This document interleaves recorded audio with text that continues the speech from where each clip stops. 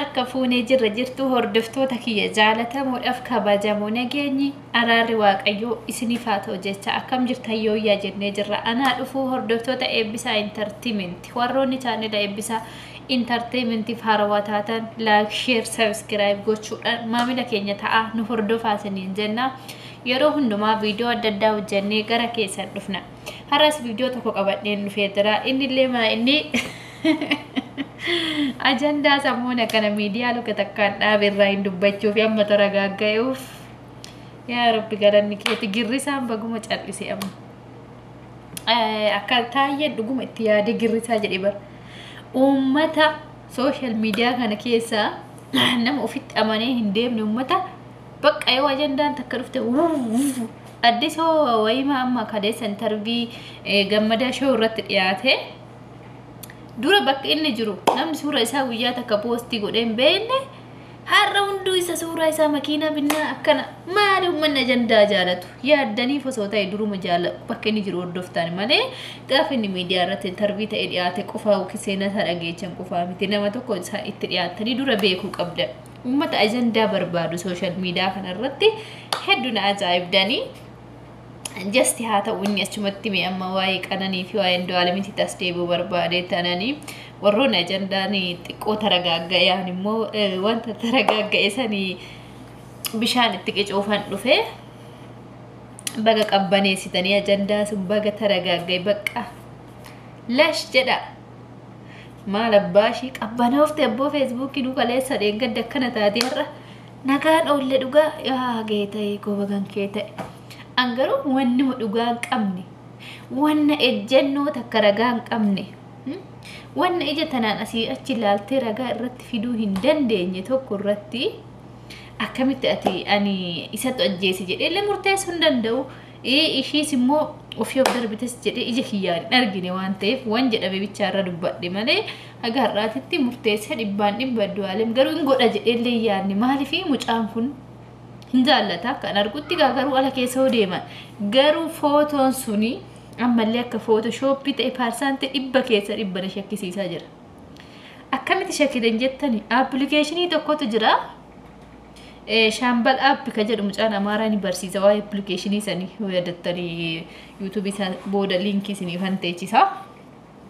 shambal appin barsiisa ture applicationii san borullee video isaa waa'ee applicationii suuraa garaagaraa suuraa tokkicha dhibba bifa dhibba godhu nama reebbame fakkeenya warri fiilmii hojjetan kuni namoonni baay'een gaafa fiilmii hojjetanii tarii qalamii dibatu tarii appiidhaan akkas godhu malee normaalii namni fiilmii hojjetu fuulli isaa filaxameessa ina normaalii ilkaan isaa cabeessa ina aartee wayii godhatanii aarteen cabsan jechuudha so kanumaafuu namoonni keenya garuu hubannaa waan hin qabneef ishuma dabaddabaa ture waan jedhu jira ani isarratti illee amma ragaan qabu Andu'aalem dabaddabuus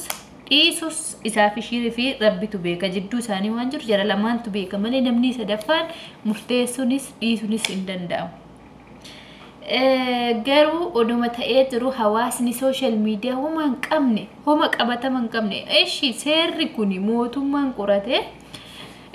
qorannoo irratti gaggeessaa tureet yaalii qorannoo isaatiin booda bilisa gadhiise miti haga tana dogongorri doo jiraate haga tana yakki tokko sirri dogongora odoo qabaate mootummaallee bilisa jedhee gad hin dhiisu wanni isin hubachuu qabdan asirratti bilisa jechuudhaaf yakki namni ajjeesaa nama ajjeese ragaan ni gaafata bara qaabeen abbaan alangaa isa tokkicha warri taajjaboonni ni taa'u maatii miidhamaa sanii taa'a gaafa firdi warri faradu abbootiin firdii sadan ni taa'u asii abbaan alangaa asiin itti aantu abbaan alangee asiin maatiin miidhama asiin abukaatoo nama miidhee fi asiin immoo abukaatoo nama miidhama ni taa'u taajjaboonni ni taa'u achirratti qaabeen gaafata namicha dhiyeeffame yeroo sanatti sobuun hin danda'amu laal sobde taanaan adabbiin taani lammata ofitti dabalta waan takka jalqabarraa ta'ee gadhumaatitti himta jechuudha achirratti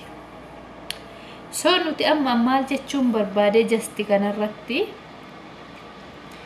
waan hin beekne baxabbaxanii akka bor rabbiillee barirraa nu gaafata. Anamma Andu'aalem godhus dhiisus isaaf rabbi beeka. Ani inni godhe jedhees hin murteessu, inni hin goone jedhees irraa karakkaruu hin danda'u. Maaliif waan hin beeku hin jiru kaa. Jechuma social media irratti olola adeemu kanaafi bas manni seera bilisa jedhame sam qofa malee wanni ani ragaa qabatamaa qabu tokko hin jiru. Wanni ani ittiin murtoo Andu'aalem godhu jedhee itti murteessuuf illee ragaa hin qabu. Andu'aalem nan jaaladha, nan kabajaa, artii Oromoo nama guddisuudhaaf qaraa qafaa jedhuudha. Akkasumas bu'aa ba'ii hedduu keessa nama darbeedha. Ijoollummaa isaa keessa kaasee nama artii keessa guddateedha Andu'aalem jechaadha. Yeroo ETV keessatti sirba kootu yaa barbaada dhugaa abbaan dhugaa mul'ate ka jedhe gaafa isa sirbu gaafa shaggargaluufanii yaa karaanaan dhumtu yoo mal argaan tiyyaaftee garaana karaa abjuunaa dhumtu gaafa sirba jedhellee gaaf sanillee ETV irratti dhiyaachaa ture. Itoophiyaa TV jechuudha. Yeroo san artiin Oromoo akkatti babal'anneeyyuu bara san hacuucca jira. Bara ergasii Andu'aalem garuu dandeettiin isaa artii audio studio keessatti editing godhamee waa meeqa godhamee jedaluu asiin dibbee asiin sagaleessituu muuziqaa kiraarrii wantoonni kun hundi editiitiin godhan osoo hin taane qofa waltajjii irratti gaafa bahee dhiyaatu reaaktii addaa qaba. Bakka dandeettii uumamaan kenname fo'ii qaba. Kennaa qaba namni marruuyyuu dandeettii mataasaa qabna. Eenyumtuu jechuudha. Atis anis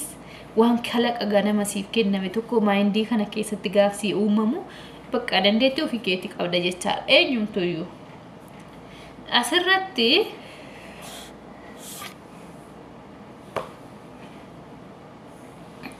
maanaa muummachiisa ta'e. Asirratti maal jechuun barbaade dandeettii inni qabu sanii hojii inni qabu sanii badhaafamu waanuma jiru. Garuu warroonni shiira godhanii irraa ta'e badhaasichi irra deeffame inni durallee fedhiin qabu aartii kana koonsartii kana sirba bilillee keessatti gahee guddaa akka ishiin taphattee inni illee kattiin badhaafame bara 2025 isaaniiyyuu ishii akka ta'e yaadannoo ishiidha ta'a jedhee fudhate malee fudhachuu fedhii hin qabu ture badhaasichallee garuu irraa deeffame haa deeffamu inni.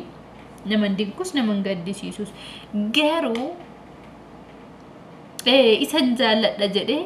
waan hin argine tokko sobaan irraan qabee irraan darbu'an.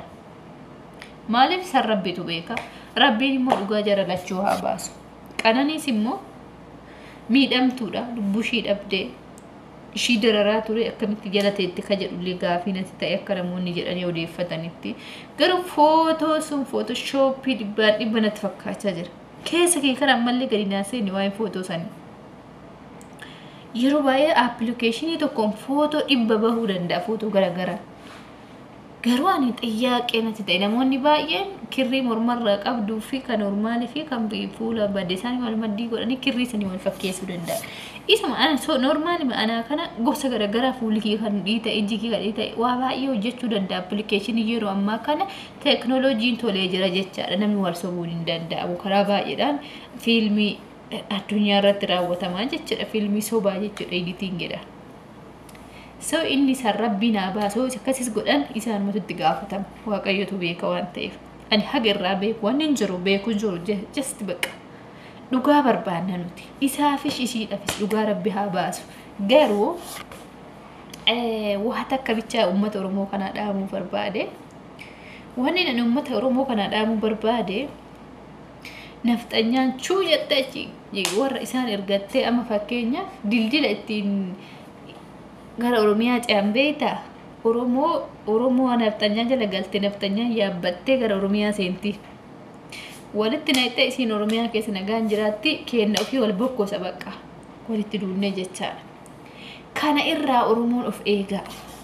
of baasaa of bilisoomsaa tokkoffaa. Nama sagalee ta'uudha gaafa yaaddu dhugaa namaa gaafa barbaaddu dura of bilisoomsi dura dhugaa kee bari eessan jira jedhuuf xinxaal eenyu wajjinan dubbachaa jira jedhu just mana gumaa seentanii dubbachuun ni fara mana yooni maanya kinoo gaaf duraasa walitti sinnaqeen harka keessa bahe namichi kun tonkoliidhaaf feente ta'e malee dhuguu amantii kana fudhatee sitti fakkaate tonkoliidhaaf keessaa bahe tonkolii gaafa siniin jedhu dura girgirri san uume tamammoo ani beentedha waan akkanaatti hin deebu jedhee keessa harka baafatuuf jechuudha ijoollee Oromoo lamaa walitti naqee jibbaa jidduutti facaase gaa masalaaliin ittiin fooqii koran yoo jalli eeyyamee firra ol bahee dhanii dhufanii miti kanaafuu jalaa ol eeyyamtanii fi akkamaa gooture jarri dhugaadhaaf immoo du'a waan hin beekne murteessina akkana godhe akkas godhe waan ragaa qabatamaa qabda taanaan seeratti kennuu qabda malee isarratti yakkamaan kun yakkame malee yakkamaa miti namni kun beas yakkamaa gaafa jedhu wantichi sun raawwata isa raawwata jedhee murtoon dhumaa gaafatti murtaa'e gaafa san yakkamaa jechuu dandeenya garuu shakkamaa jedhameef yakkamaa ta'uu hin danda'u kanaafuu dhugaa jirturratti hundoofnee yaaluu qabna Andu'aalem akka nama tokkootti nama ani garuu itti naafaniiti jedhee yaada akka gooti tokkoffaa malee dhugaa qananiif miti Oromoon ilmaan hedduu itti dhabde Oromiyaa keessattuu bara sirni Oromoo biyya bulchuu keessatti Oromoon ijoollee ishee baay'eetti wareegaa jirti sirni amma irra jiru kunillee kan ittiin dhufe dhiiga wareegama ilmaan Oromootiin dhufe qalliitti miti yookiin akka qoosaa miti akka salphaa miti jechaadha kan sadarkaan sirni irra biyya bulchaa jiru irra gahe kun akka itti dhufe salphaa miti ijoollee meeqatti wareegame haati meeqatti ajjeefamteeti sirni kun salphaatti Oromiyaan hin qabanne garuu ta'us har'as Oromiyaan ijoollee meeqa dhabaa jirti dhalli namaa ka du'aa jiru eegan akka nama ta'uu namaaf sagalee ta'uun erga namni nama ta'e qofaadhaaf jedhanii garuu immoo warra duraatti fasodoo sagalee ta'an tokkoffaa mucaa xiqqishuu sanii cooggaa 8 simboo biraanuu kan meettatti gudeeddamtee ajjeefamte mucaa saniif silaa hiriiranii isaa amaarra Oromiyaadha yaaddee dhiiga gaaraniitiif yaaddee ta'e warra duraatiif dubbatti ture garuu siyaasa kanatti fayyadamanii mucaa kana galaafachuudhaaf jechaadha kaayyoon isaanii garuu Oromoon odoo mucaan kun sajjeese seeratti ofii dhiyeeffachuu qaba malee diinatti dabarfamee mucaan kun kennamu tasumaan qaba akka gootitti akka wallaalummaa kootti akka dadhabummaa kootitti jechaadha kanuma isiniin jechuu barbaadetti soo har'ammoo nagaan ollee dhugaa sooshaal miidiyaa hunduu bakka taragaaga'e haasofni namoota illee jijjiirame akka sammuna oo jedhe suura qabatee fi guyyuma lamaa sadii iyyiti kina Oromoon tanuma kanuma jedhan kana dura illee Oromoon ilma haadha isaanii ilma haadha jalatti xiyyiitiidha rukutanii ajjeesanii guyyuma lama iyyiti Oromoon maal fiddi jedhan nuun jechaa jiran barsa ammaa kana dhugaadha fayyinuu mee callisamee amma dhiifamee mi guyyaa lama sadii iyyan kalaas dhume ajandaa sun dhaabatee taragaaga'e warri feesbuukii warra tiktookii warra yuutuubii taragaaga'e bakka biyyi nagaa argateef galata rabbiyaa nageenyaa bu'u nageenyaan jibbinu garuu dhimma kanatti fayyadamanii nama miidhame tokko yookiin nama rakkoo tokko keessa jiru miira isaa xiqqoon gaarii miti fakkeenyaan Andu'aalem miira gaarii keessa hin jiru muka jige qottoo sitti baay'ata jedhan akkuma sana Andu'aalem illee bara rakkoon isatti baay'ate kana keessa nama isaa dhaabbata osoo hin taanetti nama wajjin kaleessa nyaachaa turetu itti duulaa jira jechaadha fakkeenyaaf Icciitti mucaan kun mee haa tasgabbaa'u dura bara namni itti dubbachaa jiru hin jiru la gaafa inni mana hidhaatti ba'ullee namni dubbatan jiru bahee jedhaniituma xiqqoo girgiranii jallisan garuu erga inni badhaasni isaa kenname as erga inni badhaasichi isaaf kenname jedhame as akka haaraatitti ajandaa ol baasan jechaadha malee bar dhiisanii turan dura homtuun jiru so akkanuma irratti jechuu barbaadetti malee dhimma biraa isaa jechuu barbaade miti biyaansi yoo xinnaatee bakka waa tokko sirreeffachuu qabna Oromoo fakkeenyaaf Oromoon jarri kun maaliif ajandaa kan nutti uuman jarri kun maal karoorfatanii nutti duulaa jiru jennee kana keessa xiinxaaluu qabna xallifneetuma akka abbaan fedhe nu yaabbatee nu qooraa miti kan nu gulufu mana keessa kana yoo hin beekne Oromummaadha waan isin qabsooftamee maaltu jira dhugaadhaaf waan isin qabsooftan maaltu jira mucaa kana galaafachuudhaaf jarri akka kaate garuu dhibba naagalee gaafuma dura gaafuma takka jedhanii manni hidhaani seena jarri gastii biratanii warra Amaaraa bira seenanii sagalee akka nama isaanii ta'u footooshooppii editingii godhanii akka waan Andu'aalem fooq irraa mucayyoo darbaa jiru fakkeessanii maatii fi mucaa jidduutti jibba uuman jechaadha. Ta'uun qabu. Olu dogongorruu jiraatee araarra buusee Oromoon gumaa baasee adda araarfatuu qaba malee kalaas. Andu'aalem ajjeefameef qananiin hin galtu. Andu'aalem mana hidhaaseeniif qananiin hin galtu. Isin garuu yoomuyyuu of hin beektan. Andu'aalem bar sa'aatii ammaa kana bar sila odoo wanni akkana wanni gadheen akkanaa isa mudachuu baate yoo tan akka eessa jiru hin beektan. Nama koonsartii gurguddaa hojjetee biyyoota alaa deemee hojjetee jireenya isaa of jiraachisuu danda'udha. Garuu dadhabbii isaa artii keessatti abdiin kutanne gizee hedduu kufaa ture, gizee hedduu dadhabaa ture, ittis milkaa'uu baatu abdiin kutanne ittuma deebi'ee xaaraa ture. Garuu haa xaaru malee gidduutti wanni akkanaa isa mudate. Waaqayyo illee amamlee dhugaa isaa baasee nama hojii isaatti isa deebisaa godha. Namni miiran nama hin ajjeesina bakka. Namni tokko akka waangila keenyatti nama ajjeeste gaafa jedhamtu jechaan illee nama san xuxxe miira nama sanii akka namni sun achi of ajjeesu gaafa jechoota ta'an isa xuxxe namni sun tarkaanfii lubbuu ofirratti fudhate situ irratti gaafatamummaa qaba. Maaliif ajjeesuun halbeedhaan waraanuu bichaa miti. Ajjeesuun rukkuttee waraa ajjeesuu bichaa miti. Yaadanuu jechaanuu qeeqa tokko nama tokko xuxxee miira hin taane keessa gaaf galee balaa keetti lubbuu ofoo baase situ itti gaafatama balaa kee waan ta'eef. Kanuma siniin jechuu barbaadetti tara gaagga'aatii warri ajandaa girrisaa baqqaa'uuf bakka callistan abbo. Ciao nagaara naabula jedhama moo bulaa jedhama. Akkasiniin jechuu barbaadetti galatooma hordoftoota kiyya warroonni na dhaggeeffachaa turtan. Thank you siniin jedheen tara viidiyoo biraatiin hamma walitti deebinutti turtii gaarii siniin jedha. Horaa bulaa deebina chaanela eebbisaa subscribe gochuun irraa fakkana.